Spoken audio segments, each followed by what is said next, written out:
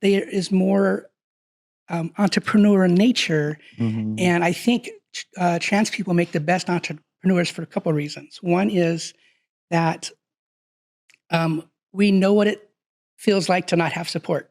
And a lot of us feel alone. So exactly, feeling alone out there doing the thing, being self-motivated. We know that. We're aware of those feelings.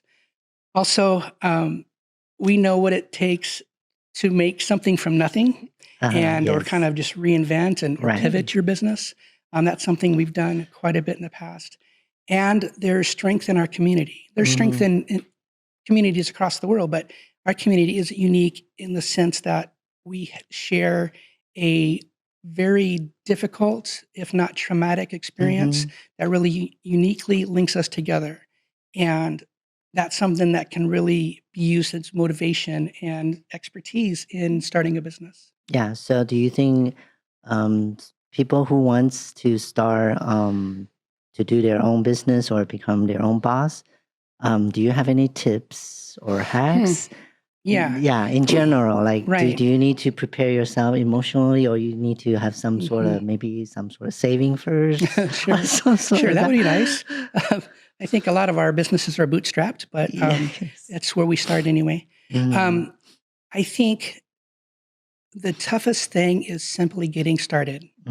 And so I would encourage someone, if they have an idea, there's different ways of validating that idea, and there's different kind of processes to go through to systematize your business. But I think the most important thing is simply getting started. Do something. Go talk to someone. Begin to ask questions of what population may use the product or service that you have. And just talk to people and get the ball rolling. You don't have to have the best website. You don't have to have the best product in the final phase. That's all perfect. There's MVP, a minimal viable just like product. I'm doing this podcast show. Exactly. We're sucks at first, right? I understand. Yeah, and then plus, I also want to add is there's a lot of YouTube videos or other podcasts that you can learn from. That's where I started actually during COVID, and then I started reading a lot of books and stuff. So it really helps. And so what other goals you have coming up for your business? I heard you're gonna start some other side business. Like the map that you creating. Can you share that with us too? I have a few other little projects on the side. Transzone is kind of the main focus. Although it's probably not a full-time job. I mean, it will be in the future, but not at this point. But what will and hopefully help in the future to pay my bills is I've started a branding agency and social media management. And so it's called flourishsocial.co. And that's something where I can just interact with business owners that help them everywhere from trying to figure out who they are as a business, what their unique identity, what is unique about them compared to competitors, getting that graphically represented on paper, but also in messaging and positioning where they need to be in the market. And then we can kind of take the burden off them for their social media. And personally, I know how difficult it is just with our own accounts. It gets monotonous and there's a million other things to do. And sometimes social media can take, exactly. Absolutely. And so that's something that we can take the burden off business owners. I know business owners do some things really good, but they don't do everything really good. It's a team sport. Right, exactly. Exactly. And then I have a little e-commerce website called mycitymaps.co. For some reason, I like the .co extension.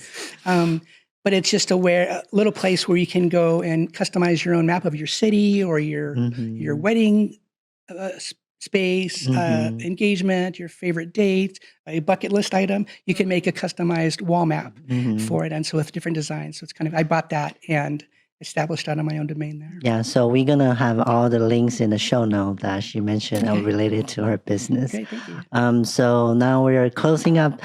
I'm going to invite Michelle back to do some, like as a guest host with me.